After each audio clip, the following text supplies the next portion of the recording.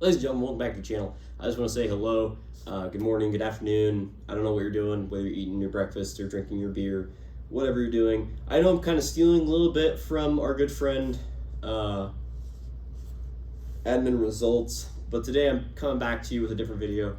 And so first off, I want to say, hunting rifles, do they even have a purpose in modern combat?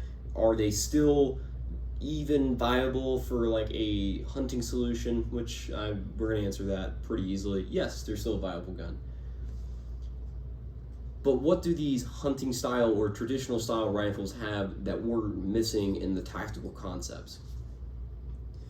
So for a traditional style rifle, we have to have our traditional style comb of stock. You know, it comes down to a pummel. You know, they usually come with stock spacers. They're either synthetic or wood. The barrels are taper. Also, the next thing is they're not threaded, they're not tactical, you know, we're not going to put a suppressor on this or anything.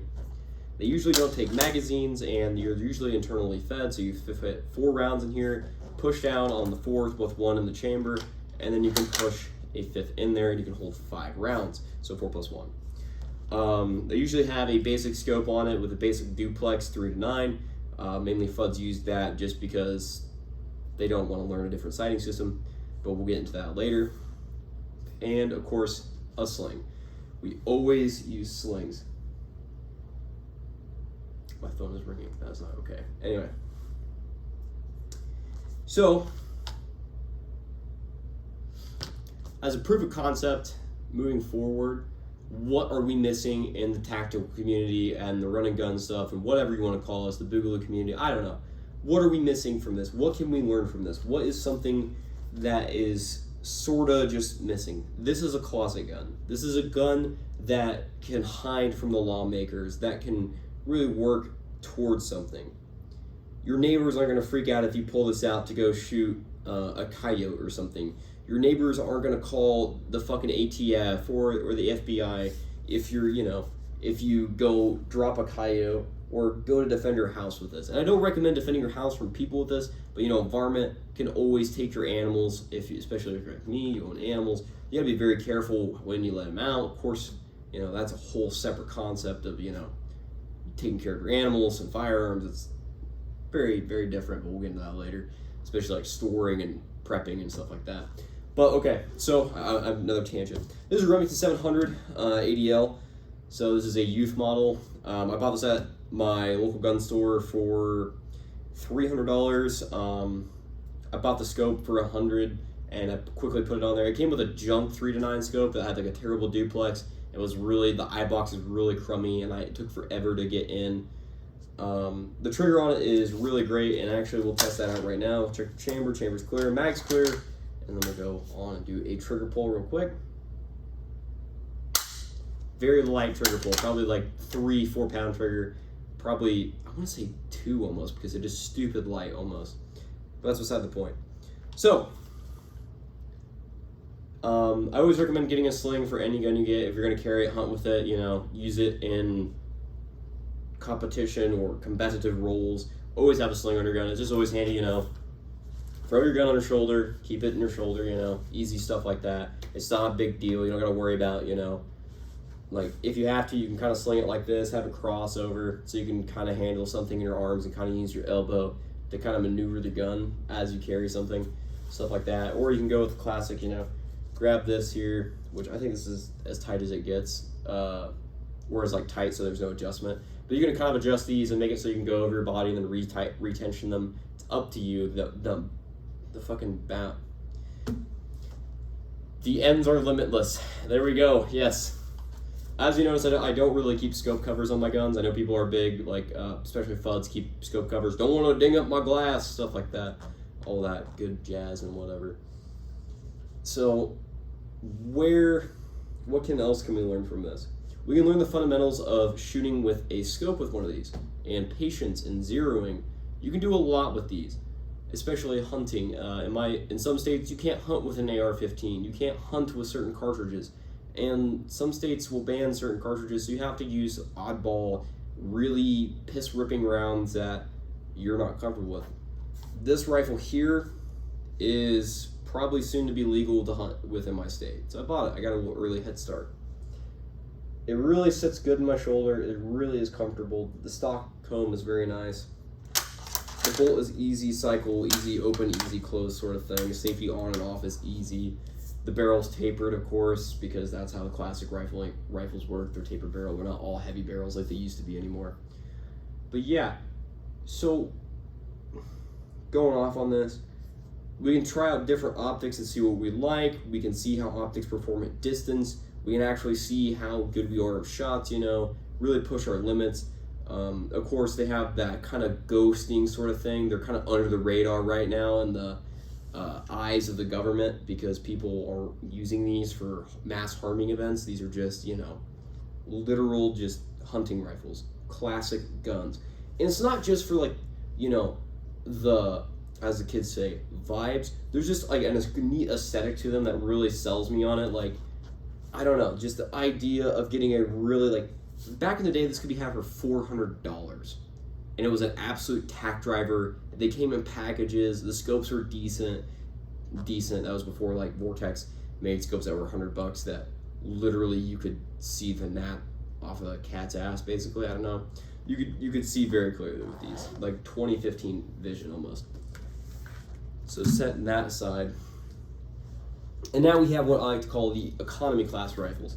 So these are rifles that have polymer stocks, threaded. They're threaded up here, which is the only good feature after that.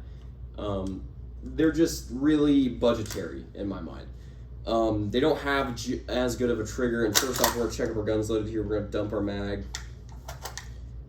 Mag is empty. Chamber's clear. Do a quick trigger pull. The trigger isn't as good. There's a little bit more creep into it. This is a 5.56 bolt action. And why did I get this in 5.56 bolt action? In a 5.56 bolt action? Why would I ever do this? Why waste the time and money on a 5.56 bolt action? I wanted a gun that could teach me a better way of shooting with like the classical style of shooting, with just a regular traditional style stock. Because I've gotten lazy. I've used ARs my entire life. I've ran with them. I've hiked with them. I've shot thousands and thousands of rounds through AR-15s and Mini 14s. I wanted something that would let me slow down and really teach me a couple lessons, and as well be a good suppressor host for a starter. So what I put on here was a 2-7 by 32 scope from Vortex. Vortex has that lifetime warranty that really helps you out. This scope is actually like $130, so 2-7 is an awesome power range for where I live. It's not too over cumbersome for let's say you're deer hunting or pushing animals, depending on what you're pushing, whether it be coyotes or deer. It's not that over cumbersome of a scope, as I've said 3 times now, because I'm autismo and I have to repeat things over and over and over. But that's beside the point. Our muzzle here is threaded 1/2 by 28. I don't know if you're seeing that because the camera sucks right now. My cat jumped on the stand earlier and fucked everything up. It's got ambidextrous safety, so it's easy just to kind of move around with either hand. The only problem is the bolt is a righty only. I don't know if Ruger is going to make lefty guns anytime soon, but from what I know, I doubt there's a whole lot out there. So for those of you who are lefties, fix your shit. That's all I can say. Anyway, moving on. 2-7 is really kick-ass. I really like that optic. I'm going to keep repeating that over and over and over because it's really got my eye. The 2-7 is awesome. This has a 1-7 rifling twist, so it really likes that heavier rounds. 62 grain, 60 grain, it loves that. It's accustomed to it. It'll group better with it. They'll stabilize better. And of course, it just shoots really damn good. I cannot tell you the amount of varmint I have killed from long distance. Probably I think my longest shot with this one so far is probably 400 yards-ish. 400 yards. And I mean, it was probably on something, it was on a really small critter, I know that, probably a raccoon or something. I don't want to say too much because I don't want the DNR to come on my house and just go oh, you shot something else? Yeah, whatever, fuck you. Anyway. This thing can take varmint and pests away really easily, and it won't disturb your neighbors, If I was rolling around an AR, here's the story. So I was walking from field to field. I'd get out of my vehicle, kind of look around, survey just a little bit. And when I'd see something, I'd kind of post up my rifle on the tailgate of my pickup and go shoot, like, the critter, of course. And as I went over the hill, I put my rifle next to me in the seat, and as I'm driving to the next spot, like my next location to look around, like you dig around stuff, my neighbor stopped me and goes, "Hey, were you shooting?" And I said, "Oh yeah, I was shooting up the bank, clearing out some of the critters, making sure the pests aren't going to eat all the corn this year, farming stuff." And it kind of comforted her knowing that I'm using just a bolt action, not an AR, because ARs can scare old people or people who are really uninformed. So having this can kind of keep you that closet gun owner, as you'd like to say. I mean, it still takes AR-15 magazines, so you don't have to worry about, switching it up, buying proprietary box magazines. You already have what you need out of the get-go. You already have the magazines. You don't even have to worry about that. So it's easy setup. Like, I didn't have to buy a bunch of fucking mags with this. It came with one 10-rounder, and I had 30 rounders and 20 rounders lying around, so I was like, oh, perfect, this is all good. The Magbolt bipod is just nice because I can set it up on stuff, tailgate my pickup, line it up on a windowsill, stuff like that, on top of, like, crossbars, shit like that. It's all awesome. The sling helps just carry it, when you're going from place to place, setting up, getting out, it's awesome. Going to retrieve stuff, it's not bad. It just makes it a hell of a lot easier. And with a 16-inch barrel, this thing is, like, really handy. It's not a pain in the ass to deal with. You don't have to dick with it. It just, works really easy. I mean, it's just very pointable. So, moving on to the next gun. This is going even further down the rabbit hole of the 5.56 bolt action. I don't know if you can get this full thing in frame. It says a Macmillan laminate gray stock here. 24-inch fluted bull barrel with a 0.5x28 thread cap. This is a 5.56 NATO rifle. Still takes your AR mags. It says a different release. Still takes your AR-15 magazines as usual. Got it locked in. This is a 3-9 by 50 mil dot scope. I got this for $109 from Hawk. Hawk Industries makes really affordable scopes in the UK, and I know people are going to say, don't support the UK, don't support those companies. I will say this right now, Hawk is a great company. Hawk is a company that still fights for gun rights. They're still trying to sell across the world, globally, trying to get people to, like, really open up and let governments kind of get optics back into play. Anyway, moving on from there, Hawk is a great company. They make great optics, they make great binos, they make great rangefinders. They're awesome. Anyway, moving away from that. The Mossberg MVP still takes AR-15 magazines, of course. I found this at a pawn shop for around $750. A bit much for this gun, but I've always wanted one when I was really young. Probably when I was 16, I was really big into bolt actions. I wanted something that I could just learn and get really good with. And one of these has been awesome. This thing is an absolute tack driver. I'm getting groups that are like sub-MOA at probably... What in the hell are you doing here, dude? I swear to God, I can't... You gotta, like, flash your butt at everything, don't you? Okay, stay down there. Okay, now that we're back here. The rifle's pretty basic, pretty simple to use. You put rounds in the magazine, put the magazine in, open your bolt, cycle with the magazine in, of course, and it's done. The mil dot reticle just lets you do a little bit of adjustments here and there, like, oh, my round was, a few inches low. Next time I'll remember to hold a mil down and use that. It really just depends on what you're looking for, of course.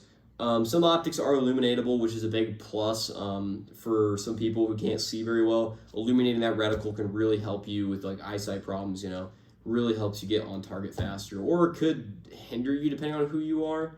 But I know, like, low light, afternoon to dusk, there's that moment where, like, you can't see your crosshair whatsoever, and it's becoming that big pain. You're getting a headache from trying to squint and, like, move your head around in the back of the eye box trying to figure out where it is.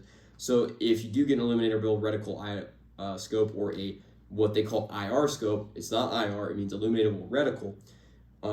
These IR scopes will help you, really towards dusk, and they're really awesome. I do know with the 2-7, that front lens is very, very small and needs a lot of light to be good.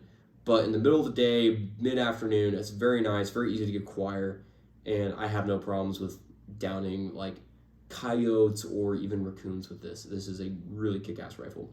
This one I haven't shot anything with. This has just basically been a fuck around distance gun. I get to mess around with 5.56 and see how it does ballistically out of a 24-inch barrel, and so as well as 2.23. This is a 1-9 twist barrel, so it really likes that light stuff, like the 40 grainers to even 30 grainers in there. You can really mess around with it a lot. It's really kick-ass, really cool to fuck around with.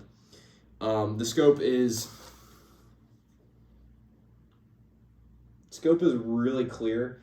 The lens, the bell of the lens is so big that I'm actually picking up right at the end there the reflection of light coming into the scope off the barrel, which is kind of crazy. It's really weird to think about how light works in a refractory lens. But anyway, it's just a whole different thing. The McMillan stock allows you, you know, when you're shooting prone or off a bench, that you just put your finger there and there. The trigger is nothing to write home about. Check the chambers with the mag clear. It's a very easy trigger to get a hold of. It's a single stage, but it's stupid simple, and I really, really like it. It's very awesome. I don't know what else to say about this, but some closing points I will say. Going back to our Remington 700 here, our granddad rifle, as we want to call it, or our traditional rifle. So the endpoints are this could be a very good closet gun, a gun you keep around for shit hits the fan, for training with glass, for teaching you shooting techniques, slow fire, stuff like that, getting you to slow it down, break it down, get back to the fundamentals of shooting. And even with these big powerhouse rounds, you'll learn a little bit more about recoil and absorbing it. You know, instead of like, you know, with these small ones, we don't notice the recoil and we don't know if we're shunning or flinching or anything. With these big ones, we'll know. Because I know people buy dummy cartridges for these and they'll run them in their gun. They'll have like their buddy load it while their heads are down or something, and then they'll go shoot, and if they flinch, they have to do like 5 trigger pulls perfectly before they can shoot again. But it's just, that's the training aspect of it. If you want to do that, you can do that. If not, these are awesome tack drivers. These are really cool, and I recommend anybody pick one of these up when they get the chance for the right price, of course. I was lucky enough to get this for $300, but these guns are well worth more than you think. The value of them is really nice. It's really a good bargain for these. I know these don't take magazines, so that's also a plus. You don't got to dick around with mags. You don't got to worry about mag springs wearing out. Ammunition for a lot of these guns, for like, let's say like 270, 243, really oddball stuff is going to be the problem. So you can find these like a 308 or 30-06 that really help yourself out, especially with these 30 caliber rounds. But 243 again is probably what I like to call the ultimate prepper round in my mind, just because of the holy shit bullet weights there is. Like there's like 45 grainers and there's like 123 grainer. Like there's just so many stupid like grainages out there that this cartridge can do so much, and it's so ridiculous and so crazy that it just absolutely does so much, and it's just I don't know like how to sell it further for you guys other than like having you guys literally just look up the ballistics of it and like have you guys figure it out for yourselves. But yeah, so I think I'm going to end it right here, gentlemen. And I just want to say, you know, for those of you who are thinking about getting a gun and maybe, you know, an AR-15 is something that's not up your alley, and maybe you want to start with something different, or maybe you've been an AR guy, AK guy, you know, and you've been fucking around in the box for a while, and you're like, man, I don't know what I want to get. I don't know if I should get anything different. I just recommend, you know, probably picking up something a little different, you know, going to the used rack, looking for a nice bolt action. I'm not talking about like, you know, bottom of the barrel, freaking Savage Axis 2, 350 Legend rifle. I'm talking about like, you know, a Ruger American Predator, a Mossberg MVP, a Remington, Ruger M77, just some cool hunting rifles, you know, and they might be a little bit more expensive, but you get the enjoyment of the history behind them. Like a lot of people don't realize this, but the Ruger M77 was used in Vietnam by many like U.S. Marine Corps snipers and U.S. Army snipers, and so was like the Remington 700. And there's the big three. I remember there's the big three. There's Remington 700, the Ruger M77. Might take me a minute. I'm gonna remember this. I'm gonna be so pissed here in about 3 minutes. But yeah, there's a lot of them. There's a lot of these rifles just floating around, and these were their personal rifles. A lot of these rifles were 30-06, and they used them for deer hunting and stuff like that. So they had these guns really dialed in to a point, and we're using them to just drop, you know, enemy insurgents, enemy combatants, you know, sabotage, assassinate enemy leaders. We all know the story of Carlos Hathcock, or as we know him as the White Feather. You know, guys who are really just proving that, you know, you could hit somebody from way, way far away without anybody seeing you, and you would shoot really close, you know, and really develop what we consider a, you know, a marksman's rifle, a sniper rifle, if you want to define it further. But yeah, you can really get a hold of those concepts really easily with these rifles. So I just wanted to hear, and I want to say, you know, I hope you guys have a nice day. I hope you guys understand what I'm getting at, and like, understand that if you own one of these, you're not a boomer, okay? A boomer is a mindset, which I'll make a video on, is a mindset that's very closed-minded, very tight, and all you can get behind your head is that I hate ARs, I hate gun rights, and all I want is daddy government to swaddle me. Thank you for listening, and have a nice day. So this is the end segment of the video here, and I just want to say, thank you. If you made it this far, thank you for watching, and I hope you guys understand that, like, I really care about you guys, and that you guys being here really helps the channel. And, if you enjoyed this content, please like and subscribe and share, kind of get people out there, and try to, like, accept that, like, I'm wrong with some of my concepts. I don't touch on everything because of the limited time I have, and that I'm really trying very hard for you guys. Especially with balancing college work and everything, I'm trying to get like really cool videos out for you guys. Eventually we'll get to shooting videos, and eventually we'll get to like the Guns of Daisy, but until then I hope you guys understand that we're really working really hard here to produce some good stuff. So I hope you guys understand. Have a nice day, and thank you.